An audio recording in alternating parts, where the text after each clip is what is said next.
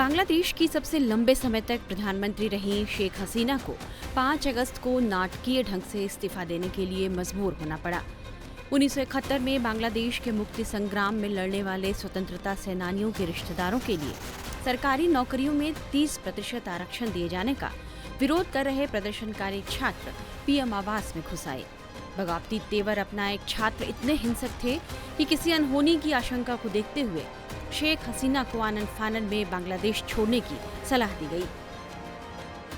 हालात ऐसे बने कि शेख हसीना को 45 मिनट में बांग्लादेश से भागकर भारत आना पड़ा। उससे पहले उन्होंने अपने पद से इस्तीफा दिया।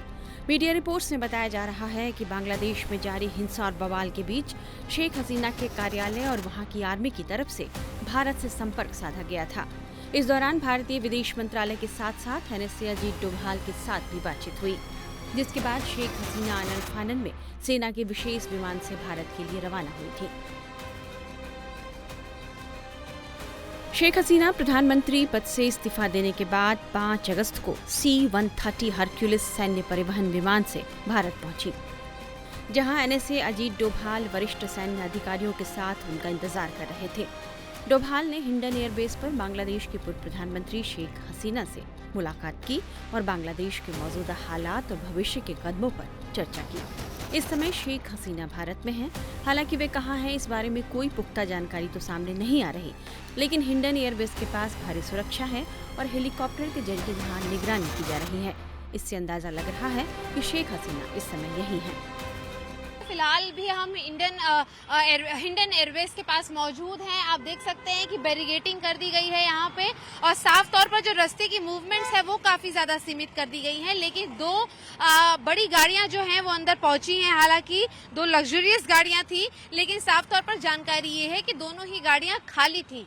तो ये हो सकता है कि अब अंदर से शायद कुछ लोग बाहर आए और इसीलिए ये गाड़ियां अंदर भेजी गई हैं। साफ तौर पर शेख हसीना लगातार अंदर ही हैं और इसीलिए उनकी मूवमेंट को लेकर संजीदगी बनी हुई है, जिसको लेकर आधिकारिक तौर पर उनसे लगातार बातचीत की जा रही है कि उनके पास क्या इनपुट्स आ रहे हैं, क्योंकि साफ तौर पर उनके शरणार्थी होने की जो रिक्वेस्ट है वो अभी भी कई जगहों पर रुकी हुई है। और इसीलिए फिलहाल की अभी तक की मूवमेंट ये है कि कल हमने देखा था कि NSA चीफ जो है अजीत डोभाल वो भी अंदर मौजूद थे जब शेख हसीना इंडिया में लैंड हुई थी, दिल्ली में पहुंची थी, और साफ तौर पर 1 घंटे की इनके बीच में मुलाकात हुई थी।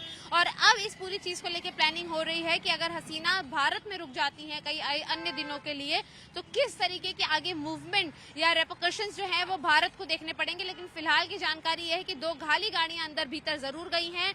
अब उनमें से बाहर कौन आता है या वो क्या दस्तावेज लेके गई हैं अपने साथ, ये अहम होगा। बिल्कुल देखिए, साफ तौर पर उनकी पूरी सुरक्षा का पुख्ता इंतजाम किया गया है। ना सिर्फ अकेले शेख हसीना बल्कि उनके साथ आए हुए जो उनके परिवार के लोग हैं या कुछ सीमित अधिकारी थे वो भी हिंडन के अंदर ही मौजूद हैं। तस्वीर आपको आमिल दिखाएंगे कि हम अभी भी हिंडन एयरफोर्स बेस पर मौजूद हैं। आपको बता दें कि यहाँ पर से ही लगातार जो कोशिश है शेख हसीना द्वारा वो जारी है कि किस तरीके से वो शरण ले सके यूके के अंदर, लेकिन साफ तौर पर अभी उसमें क्लैरिटी आने में या क्लियरेंस आने में काफी समय जाएगा। और इसीलिए शेख हसीना को जब तक शरण नहीं मिल जाती है किसी अन्य देश से, तब तक वो भारत में ही रहेंगी। हालांकि भारत के अंदर भी शेख हसीना का बहुत लंबे समय तक रहना एक अलग खतरे का निशान है, क्योंकि जो हिंदू बांग्लादेश में फिलहाल रुके हुए हैं, जो फंसे हैं काफी हद तक, उनके ऊपर भी हमले हो सकते हैं यदि शेख हसीना भारत में लंबे समय तक रहती हैं।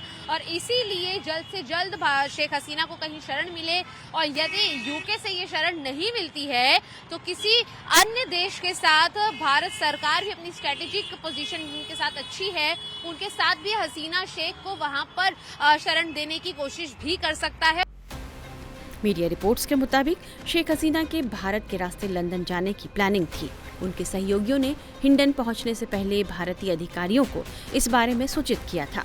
हालांकि रिपोर्ट्स में यह कहा जा रहा है कि ब्रिटेन सरकार ने यह संकेत दिए हैं कि शेख हसीना को ब्रिटेन में कानूनी सुरक्षा नहीं दी जा सकती, क्योंकि बांग्लादेश में हुए बड़े पैमाने पर हिंसक विरोध प्रदर्शनों की जांच की आंच उन तक आ सकती है। ऐसे में सवाल उठ रहे हैं कि शेख हसीना ने ब्रिटेन में जाने का फैसला क्यों किया। इसके पीछे की वजह यह बताई जा रही है कि शेख हसीना ने लंदन जाने का प्लान इसलिए बनाया था क्योंकि उनकी बहन रेहाना की बेटी ट्यूलिप सिद्दीकी ब्रिटिश संसद की सदस्य हैं। शेख हसीना अपनी बहन रिहाना के साथ ही बांग्लादेश से भारत आई हैं। ब्रिटिश विदेश सचिव डेविड लैमी ने 5 अगस्त को लंदन में एक बयान में यूके सरकार का पक्ष रखा है। उन्होंने कहा है, बांग्लादेश में पिछले 2 सप्ताह में अभूतपूर्व स्तर की हिंसा और जान माल की हानि देखी है और देश के लोग हिंसक घटनाओं की यूनाइटेड स्टेट्स के नेतृत्व में पूर्ण और स्वतंत्र जांच के हकदार हैं। यूके के शरण देने से मना करने के बाद अब सवाल उठ रहे हैं कि आखिर हसीना कहां जाएंगी। एक तरफ जहां शेख हसीना को ब्रिटेन से झटका लगता दिख रहा है, वहीं बताया यह जा रहा है कि बांग्लादेश के पूर्व प्रधानमंत्री का वीजा भी अमेरिका ने रद्द कर दिया है। ऐसे में समझा जा रहा है कि हसीना फिनलैंड की ओर आशा भरी निगाह से देख रही हैं। वह इसलिए क्योंकि हसीना के परिवार के कुछ सदस्य फिनलैंड में रहते हैं। देखना होगा कि हसीना को किस देश में शरण मिलता है। फिलहाल तो वे बहुत ही अनिश्चितताओं के बीच भारत में हैं।